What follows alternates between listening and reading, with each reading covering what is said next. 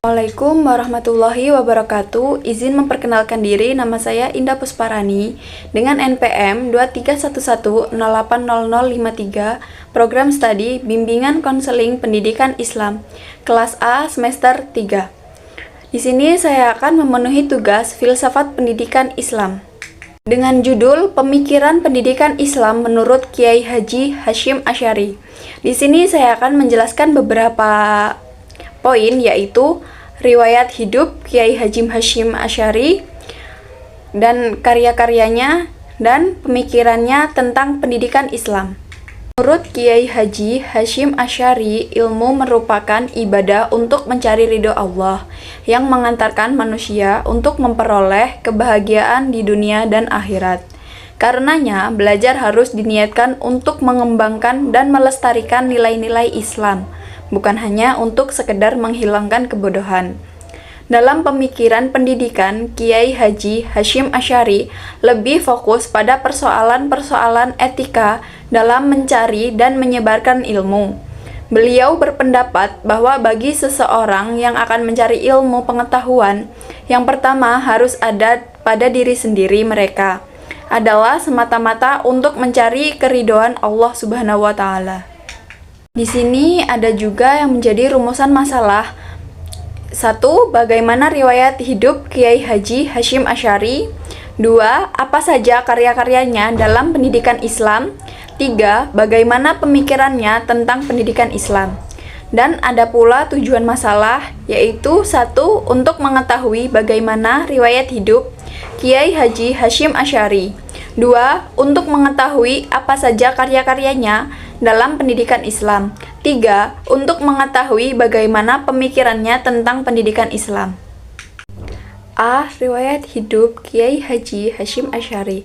Nama lengkap Kiai Haji Hasyim Asy'ari adalah Muhammad Hasyim Asy'ari Ibnu Abdul Al-Wahid Ibnu Abdul Al-Halim, yang mempunyai gelar Pangeran Bona Ibnu Al-Rahman, yang dikenal Jakatingkir Sultan Hadiwijoyo Ibnu Abdullah Abdul Al-Aziz Ibnu Abdul Al-Fatih Ibnu Maulana Ishaq dari Raden Ain Al-Yakin yang disebut dengan Sunan Giri. Kiai Haji Hasyim Asy'ari dilahirkan pada 14 Februari 1871 di Pesantren Gedang, Desa Tambak Rejo, sekitar 2 km ke arah utara Kota Jombang, Jawa Timur. Ayahnya, Asy'ari, adalah pendiri pesantren keras di Jombang, sementara kakeknya, Kiai Usman, adalah kiai yang terkenal dan pendiri pesantren Gedang yang didirikan pada akhir abad ke-19. Selain itu, moyangnya, Kiai Syihah, adalah pendiri pesantren Tambak Beras Jombang. Wajar saja apabila ia menyerap lingkungan agama dari lingkungan pesantren keluarganya dan mendapatkan ilmu pengetahuan agama Islam. Beliau merupakan anak ketiga dari 11 bersaudara. Ayahnya bernama Kiai Asy'ari, sedangkan ibunya bernama Nyai Halimah. Kesebelasan putra-putri dari pasangan ini yaitu Nafiah, Ahmad Saleh, Muhammad Hasyim, Radiah, Hasan, Anis, Fatonah, Maimunah, Masyhum, Nahrawi, dan Adnan. Dari 11 keturunan pasangan Kiai Asy'ari dan Nyai Halim, yang menjadi ulama atau tokoh berpengaruh adalah Muhammad Hasyim, atau lebih dikenal dengan nama Kiai Hasyim Asy'ari atau Hadratus Syaikh Muhammad Hasyim Asy'ari. Kiai Haji Hasyim Asy'ari muda tumbuh di lingkungan pesantren Gedangan milik kakeknya, Kiai Usman.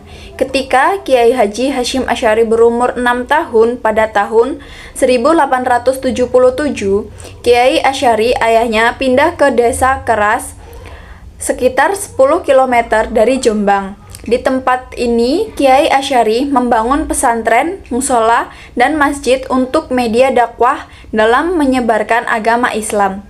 Di pesantren keras ini, Hasyim kecil mendapatkan pendidikan intensif dari ayahnya dalam mempelajari berbagai disiplin ilmu Islam seperti gramatika Arab, fikih, usul fikih, hadis, usul hadis, tasyawuf, dan lain-lain. Selanjutnya, beliau memperdalam keilmuan di beberapa pesantren, diantaranya adalah Pondok Pesantren Wonokoyo, Probolinggo, Pondok Pesantren Sona, Sidoarjo, Pondok Pesantren Siwalan, Sidoarjo, Pondok Pesantren Trenggilis, Semarang, Pondok Pesantren Langitan, Tuban, dan Pondok Pesantren Bangkalan, Madura, yang diasuh oleh Waliullah Syaikhona Khalil Bangkalan.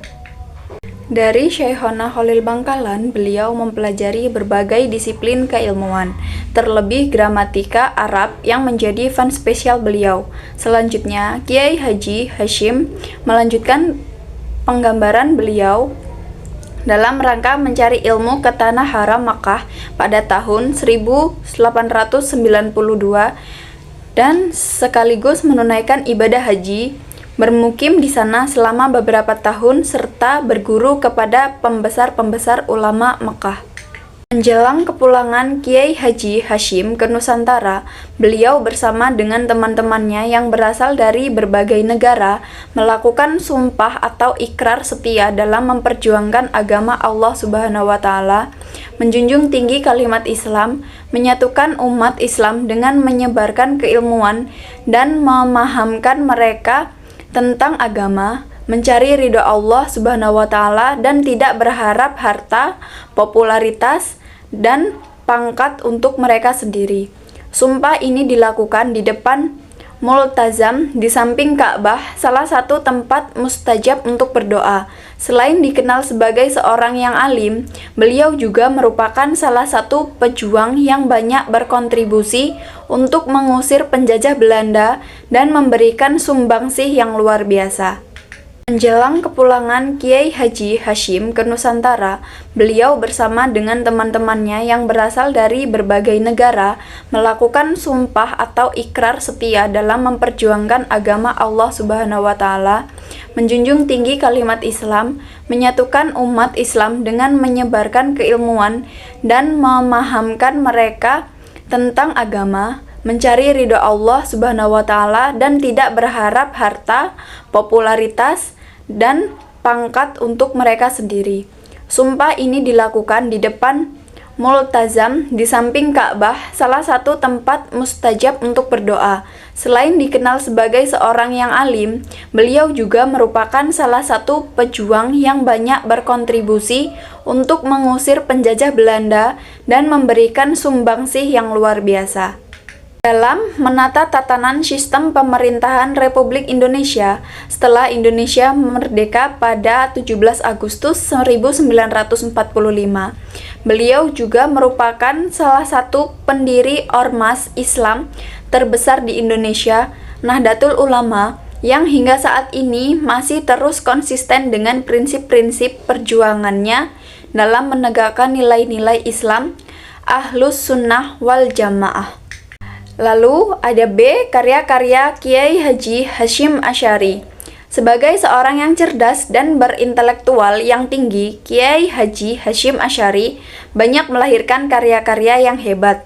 Karya-karya yang dituliskan merupakan hasanah ilmu bagi pengembangan peradaban. Karya pemikiran Kiai Haji Hashim Asy'ari di atas menunjukkan bahwa beliau adalah seseorang gudang ilmu yang pemikirannya sampai sekarang masih menjadi rujukan bagi kalangan akademis. Sumbangsihnya dalam dunia pendidikan mencetak generasi yang syarat memiliki keahlian dan pengetahuan yang dilandasi nilai-nilai etika Islam. Kitab Adal al-Alim wa ala Muta'alim adalah sebuah mahakarya yang berisi tentang pendidikan akhlak yang selalu berpegang pada Al-Quran dan hadis. Keutamaannya dalam menuntut ilmu akan bermanfaat bagi bekal generasi untuk kehidupan di akhirat.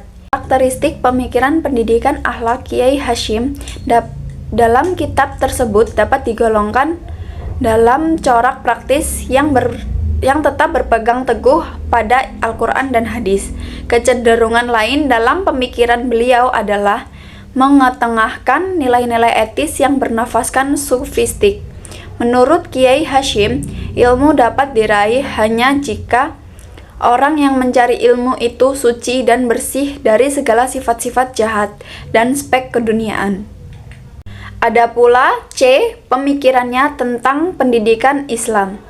Kiai Haji Hashim adalah sosok ilmuwan pendidikan yang tidak hanya berjuang melalui pendidikan tetapi juga mengembangkan pendidikan sebagai unsur penting dalam melawan kolonialisme. Tidak sekedar mengajar pada murid di lembaga formal, namun juga menghasilkan puluhan karya bagi pengembangan dunia pendidikan Islam. Dalam bidang pendidikan, pemikiran Kiai Haji Hashim merupakan dimensi yang menarik untuk dikaji. Hal ini didasarkan kepada banyaknya tulisan Kiai Haji Hashim yang berkaitan dengan pendidikan, baik secara langsung maupun tidak langsung. Dalam karyanya yang monumental, yakni Adab al-Alim wal Al-Muta'alim, menyebutkan bahwa pendidikan memegang sarana yang sangat penting dalam mencapai kemanusiaannya. Dengan begitu, mereka akan menyadari akan siapa penciptanya, kemudian buat apa mereka diciptakan, serta menjalankan perintah dan menjauhi larangannya. Dengan begitu, mereka layak disebut sebagai ciptaan atau makhluk yang mulia dibanding dengan makhluk ciptaan yang lain. Adapun landasan dasar kenapa Kiai Haji Hashim Asy'ari membuat buku atau tulisan tersebut, yakni dengan menyadari akan perlunya sebuah literatur yang membahas lebih dalam terkait adab atau etika seorang pencari ilmu. Karena menurutnya mencari ilmu merupakan suatu pekerjaan yang sangat luhur, sehingga ketika seseorang mencari ilmu, hendaknya harus memperhatikan akan etika luhur pula. Bahkan jauh lebih penting dan diingat bahwa seseorang dalam mencari ilmu harus bisa mengejawantahkan ilmu yang dimiliki ke dalam kehidupan sehari-hari yang dibuktikan dengan sikap wara, bersyukur, tawakal, beramal, hanya mengharap ridho Allah, dan lain sebagainya. Pikiran Kiai Haji Hashim dalam dunia pendidikan menyimpulkan terdapat 3 hal yang mempengaruhi kesuksesan murid dalam mencari ilmu, yaitu keluarga, sekolah, dan masyarakat. Menurut Kiai Haji Hashim Asy'ari, ulama yang menerapkan ilmunya, yang amalannya baik, begitu juga yang bertakwa adalah manusia yang berupaya menemukan zat Allah dan berada di derajat terbaik di sisinya dengan menggapai surga-surga sebagai tempat yang penuh nikmat. Orang-orang yang tidak mencari keduniaan dengan pangkat, harta, atau berkompetisi untuk mendapatkan pengikut dan banyak siswa. Pada akhirnya mereka akan menjadi hamba yang paling mulia dan berada di derajat tertinggi. Mencari tahu adalah kewajiban agama, dan siswa melakukan beberapa tindakan saat mencari tahu. Untuk memulai, hati harus dibersihkan. Siswa harus membersihkan hati mereka dari dendam, dengki, keyakinan yang salah, dan akhlak yang buruk, kata Kiai Haji Hashim Asy'ari. Peserta didik harus membersihkan semua yang mengotori hati mereka. Tujuannya adalah untuk memperoleh dan menghafal pengetahuan, serta untuk memperoleh pemahaman tentang masalah yang rumit. Baiklah, itu tadi yang bisa saya sampaikan. Semoga bermanfaat bagi kita semua. Saya akhiri. Wassalamualaikum warahmatullahi wabarakatuh.